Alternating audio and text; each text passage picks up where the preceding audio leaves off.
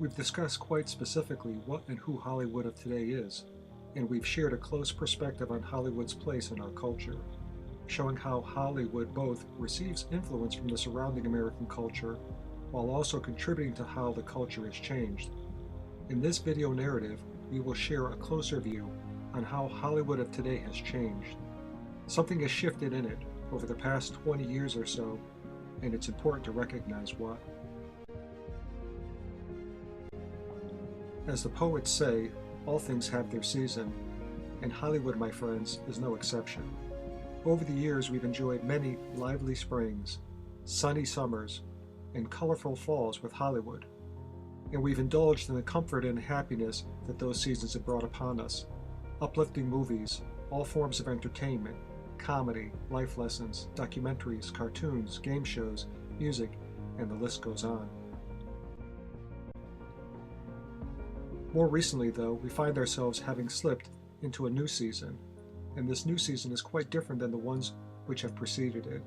It's a season wherein the temperature has cooled, and the message shared are not as warm or friendly as they once were. Of course, there's still excitement and entertainment, and still much of Hollywood captivates our minds and tugs at our hearts.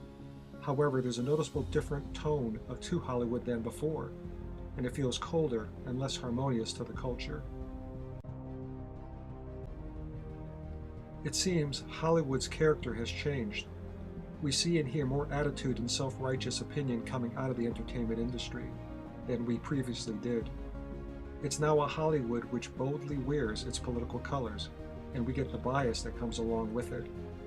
It's a Hollywood that is more ideologically driven to the left, liberal progressive side of the political spectrum, and by consequence, intolerant of conservative and competing viewpoints. Additionally, and most regretfully, Hollywood has shifted away from the faith-based foundation of our culture.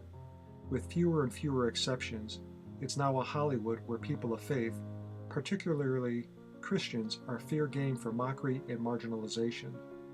It's now a Hollywood reflecting an uglier character, far less tolerant towards morality, religion, or even God. It's a Hollywood which has taken a different road, one where the pathway is cold-hearted and less respectful than the past.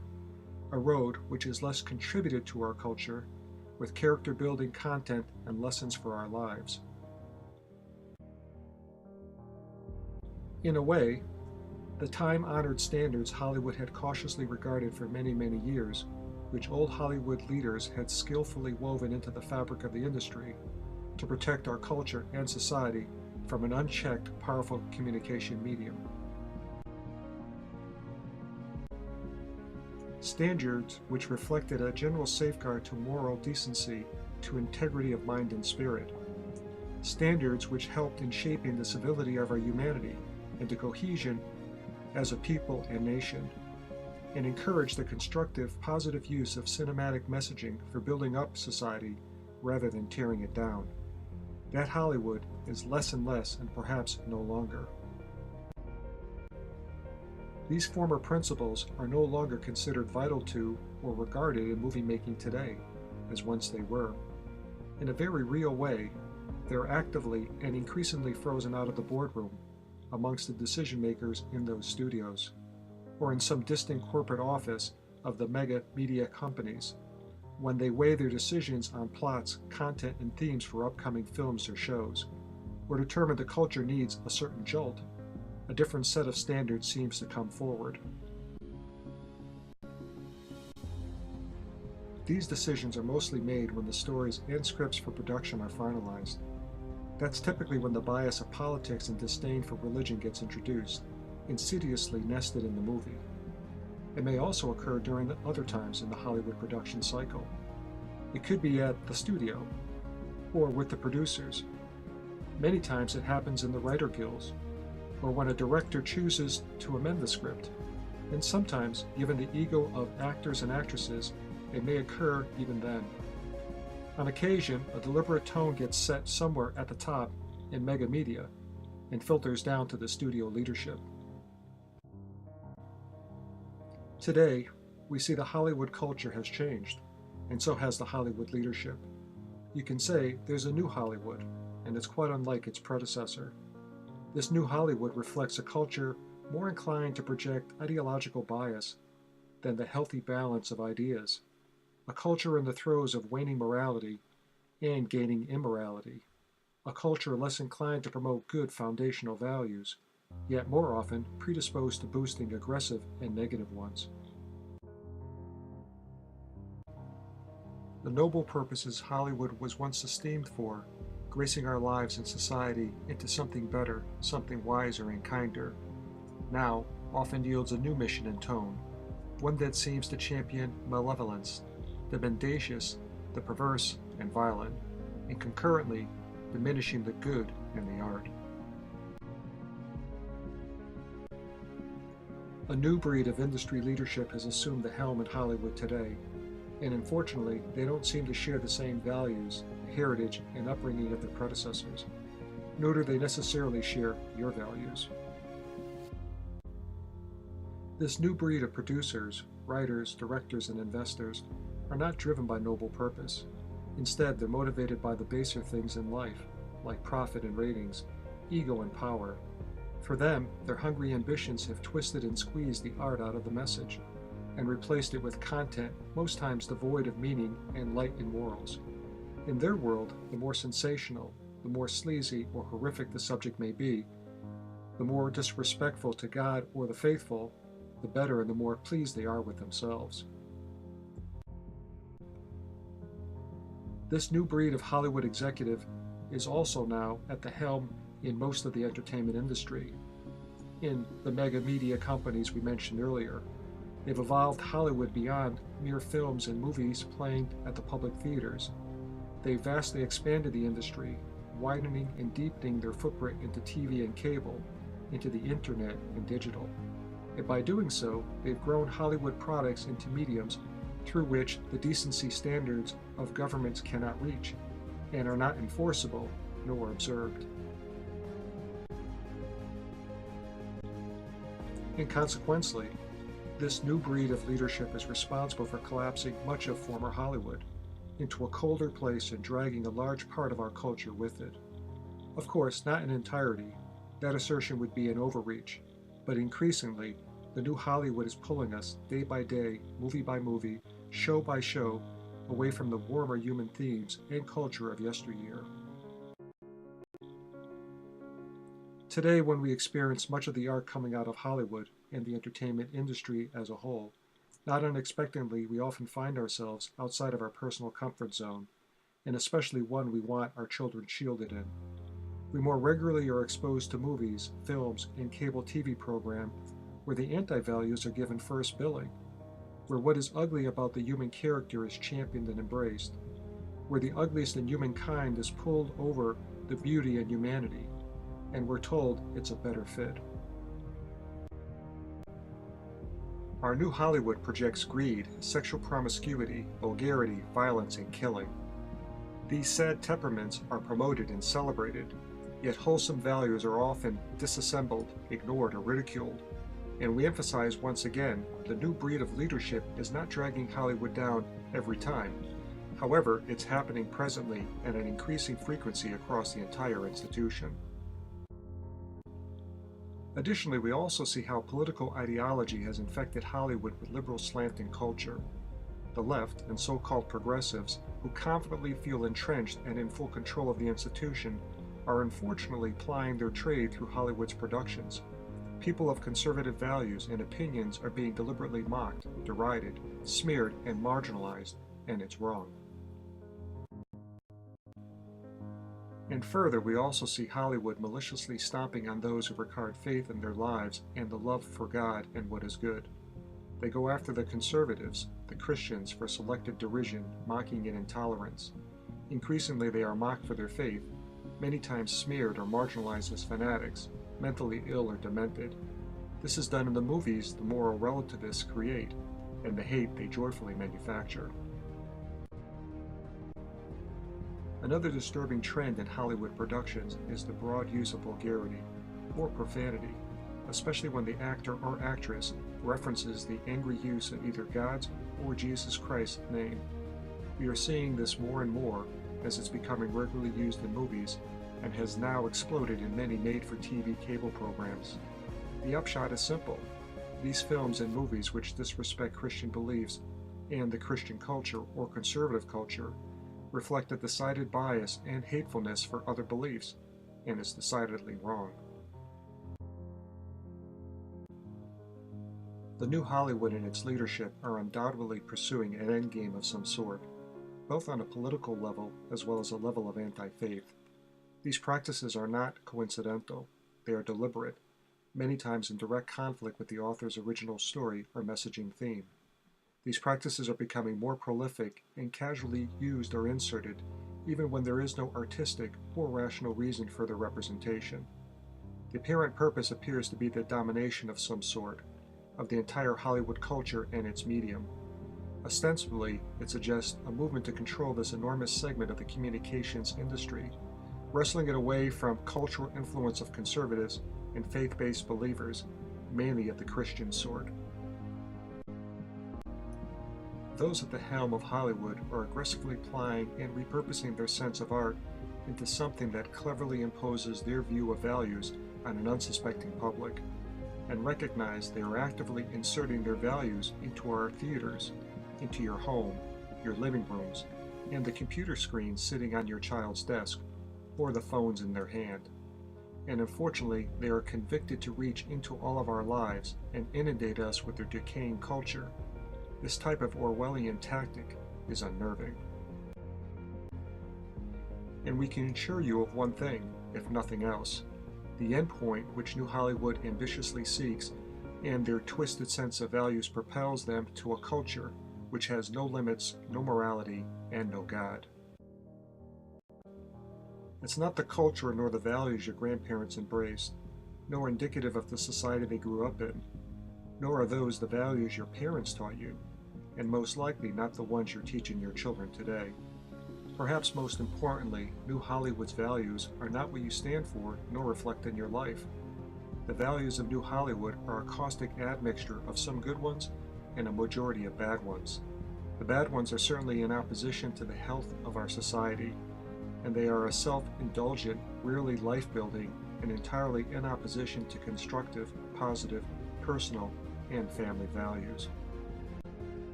We're now going to take you into the direct spotlight of the anti-conservative content of Hollywood. You will see how it comes from several directions, with varying intensity, but with consistent venom. The anti-Christian hateful messaging is equally consistent, not coincidental, and repeated many times over. Yet the Hollywood message on both themes is unmistakable, and more importantly, not deniable. The unmasking of the darker side of Hollywood's character today is made easy by simply revealing the themes and repetition of its negative messaging. So hold on while we take you for a tour of Hollywood's run by the moral relativists. We have a Hollywood today which reflects messaging any objective mind would readily acknowledge is anti-conservative.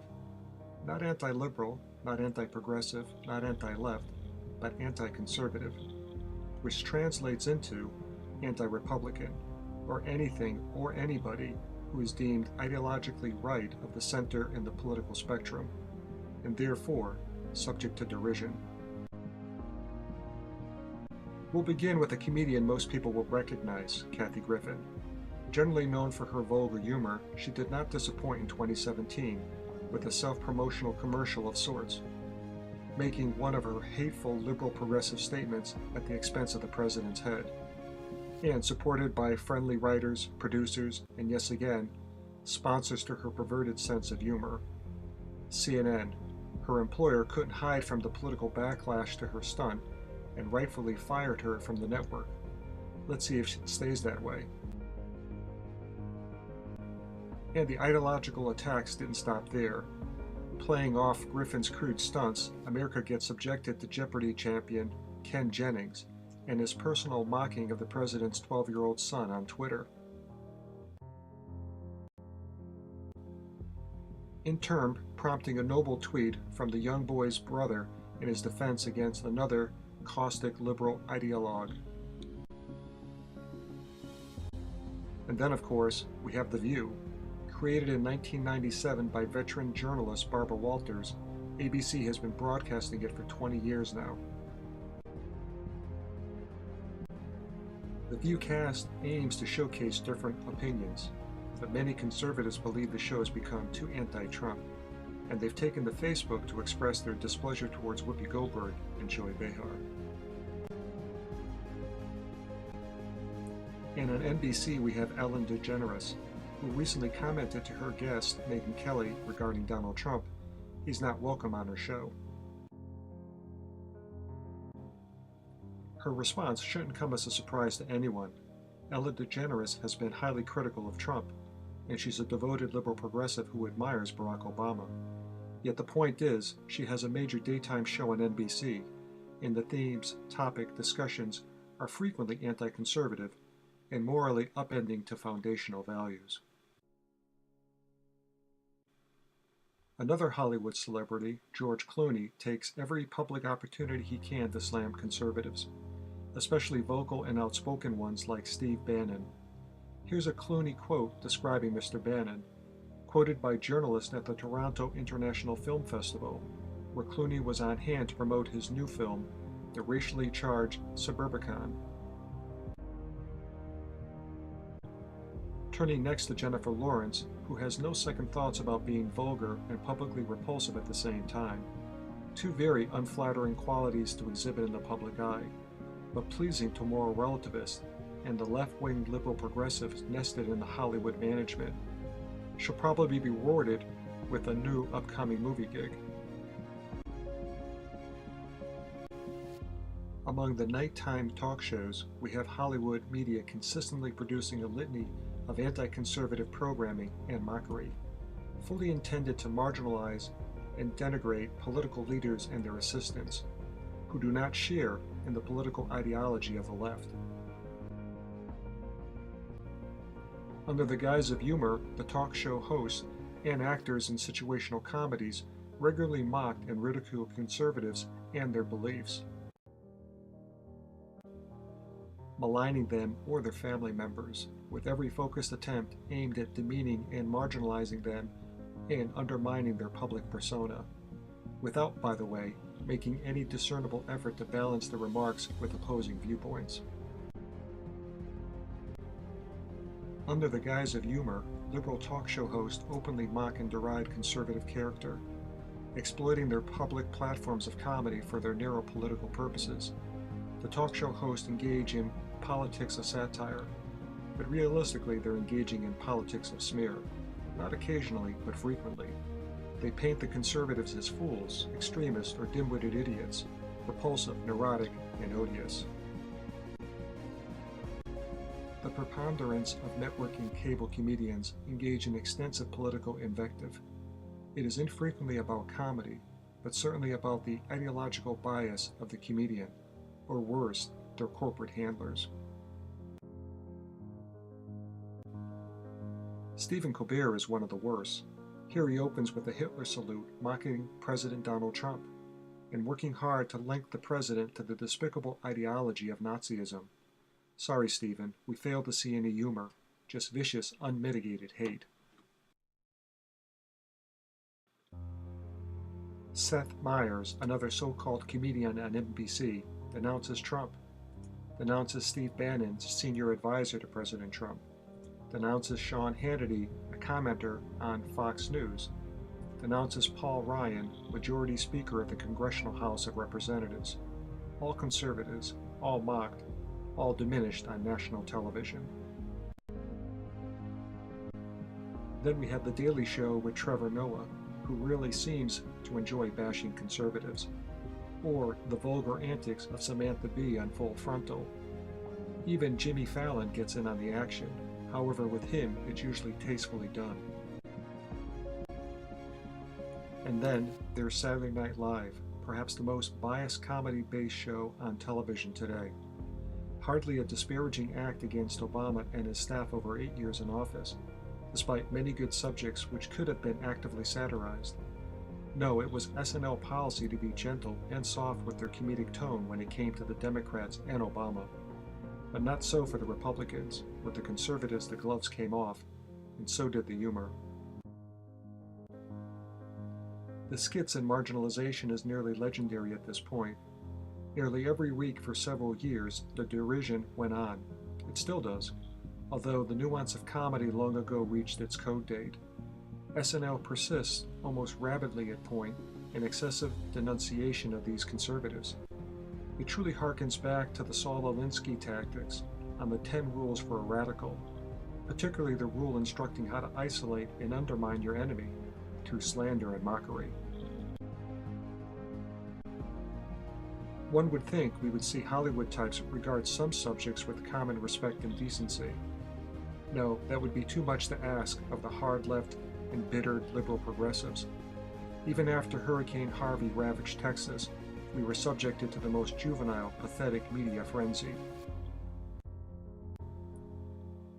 Even though the president was doing the right thing, and closely following up on what the United States government was doing to help, by flying to Texas and meeting with the rescue teams and meeting with the Texas governor, Greg Abbott, most of the mega media corporations who own Hollywood were eager to somehow find anything at all, where they could trip up the president with something that they could criticize him for or embarrass him about.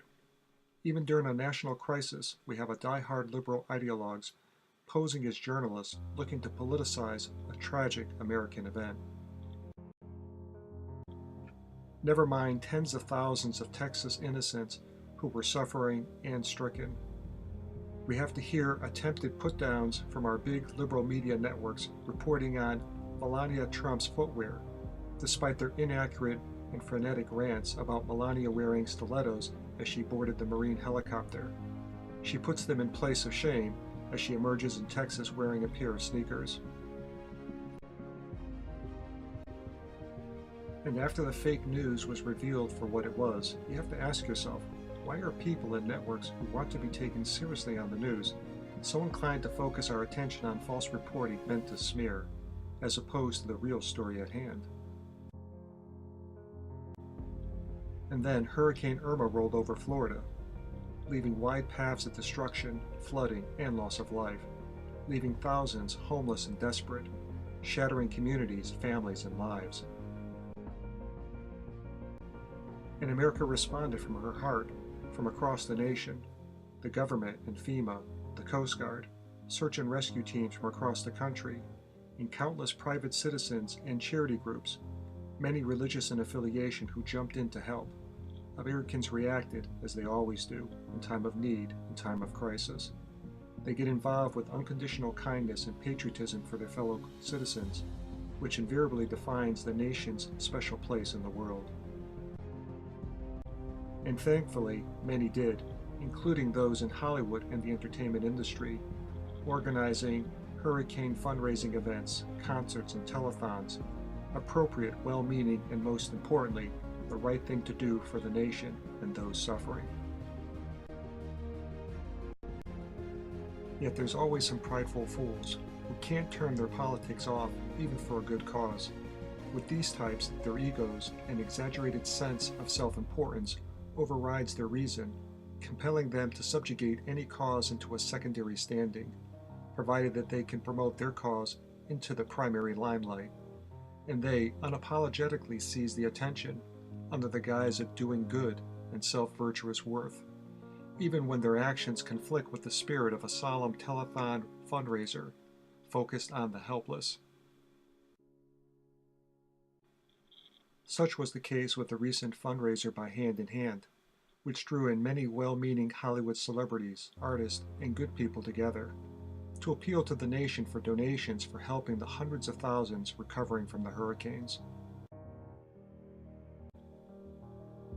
The Los Angeles Times, not a shrinking violet by any means when it comes to promoting liberalism, felt compelled to release a commentary pointing out how politics crowded into the Hand in Hand Hurricane Telethon and unfortunately tainted the spirit of a good many sincere artists had volunteered for.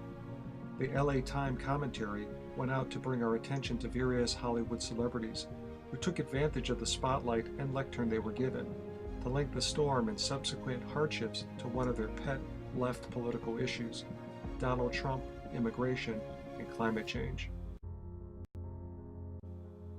As Rabin News reported, it only took seconds before celebrities started hijacking the concert benefit, with windy left-wing sermonizing. Even the principal organizer, Scooter Braun, a Hollywood agent for many big-name celebrities, couldn't resist as he took aim at the president, linking national issues of racism and division, with his inferred twisted perspective blaming Trump. Stevie Wonder got into the act, working in his politics of climate change linkage to the hurricanes, and suggesting anyone who didn't agree was blind or unintelligent. Some would respond back, retorting, that night Stevie himself was both. And thank goodness we got to hear from Beyoncé. It would have been incomplete without some identity politics to complete the evening, and she eagerly dumbed down the rhetoric even more, with broaching the subjects of violence and racism in this country. Whatever happened to common sense or good taste and self-awareness that in times of crisis, most of America isn't interested in celebrity politics. Yes, they'll welcome good entertainment or good role models for their kids, or decency when it's directed at a good cause, but America is repulsed by people peddling bias and hate as they exploit the stage. Here's another telling example of Hollywood politics, at ESPN of all places, a network in ABC's stable under the Walt Disney Company. Many thought we would never be asking ourselves the question or get confused about the principal mission for ESPN. Is ESPN's market audience interested in sports or politics? I trust we know the answer, but the bigwigs at ESPN or ABC, or maybe Disney itself, apparently don't. Well, as Tucker Carlson reported on Fox one night, apparently ESPN is evolving from sports into political commentary. Tucker pointed out the activities of an ESPN journalist on her Twitter account. Apparently, Jemele Hill, an outspoken liberal, an Obama-Hillary fan, and a well-known ESPN journalist, thought her opinion was so important she took to Twitter and smugly tweeted out her claim. Donald Trump is a white supremacist who has largely surrounded himself with other white supremacists. Maybe Jemele needs some professional guidance she's apparently not getting. The smear went largely unnoticed in the ESPN corporate boardroom, which is feverishly working to balance the ESPN culture, from a white male, sports-minded bunch of athletes to a politically correct, gender-balanced, racially sensitive, softer-spoken, kinder, gentler panel of folks. Hopefully, they are sport journalists. ESPN has terminated on-air talent in the past for right-leaning actions on social media, but has stood by Hill, despite White House Press Secretary Sarah Sanders calling the rhetoric a fireable offense during a Wednesday press briefing. And then there's CNN. Now, America already knows how biased and lopsided the network has become, a reputation they've proven out and become notorious for, time and time again, with fake news, faulty reporting, slanted journalism, and self-righteous political ideologues. However, it's even more unpleasant to see the same lopsided prejudice surface in a contributing celebrity who trades on a CNN food and entertainment show that should have nothing to do with politics. Enter Anthony Bourdain, host of Parts Unknown.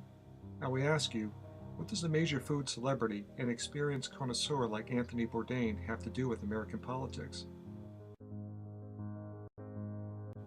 And further, what does he have in common with poisonous hemlock?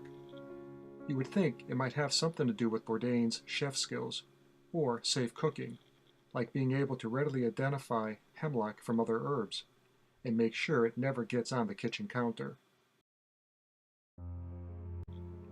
Well, apparently he can identify it, and he seems okay with it both on his kitchen counter and in his cooking, especially when he caters a meal to certain people.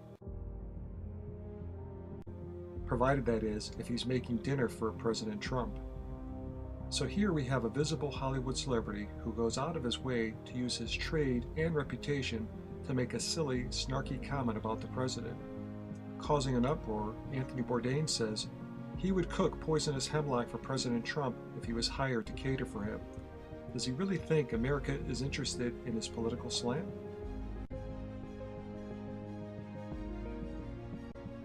We saw another prime example of Hollywood demonstrating its political bias during the 69th Emmy Awards in September 2017, with its readily anticipated hits of anti-conservatism and sniping towards President Trump.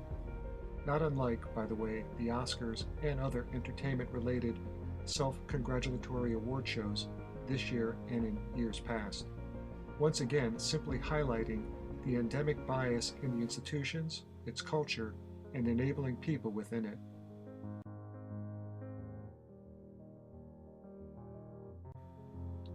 Nobody was surprised when the awards committee announced the left liberal political comedian Stephen Colbert would be hosting the event, and only confirmed for the audience we would have to endure another year of hateful invectives towards conservatives and the presidency. With Colbert hosting, we could fully expect pillory with satirical, belittling commentary under the guise of his insensitive humor, and Colbert's performance did not disappoint the liberal progressive Trump haters in the audience. Most of America, however, tuned the show out. As the Wrap correctly captured the next day in their headlines, Emmys go political in first minute. Colbert's opener has Trump treason, Confederate jokes, along with male transvestite handmaidens dancing, together with images of Trump and Putin flashing on the screen to suggest a fraudulent collusion.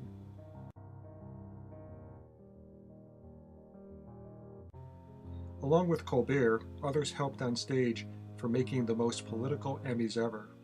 One winner, Kate McKinnon of Saturday Night Live, took time to thank Hillary Clinton, as though that was important.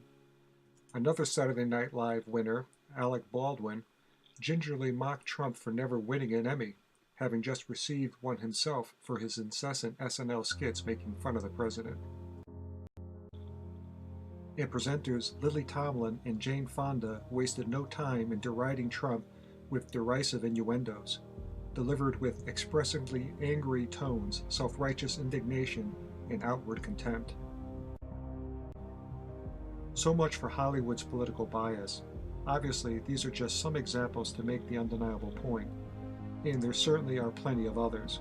However, let's now take a look at another favorite target of the hateful liberal left in Hollywood: Christians and people of faith. This concludes video 6F Part 3 of Arts, Music, and Communication. Our discussion of Hollywood and the entertainment industry deepens in the next video, highlighting the dark underside of Hollywood with regards to anti-Christian bias. Please go to the next video in the narrative series, video 6F Part 4.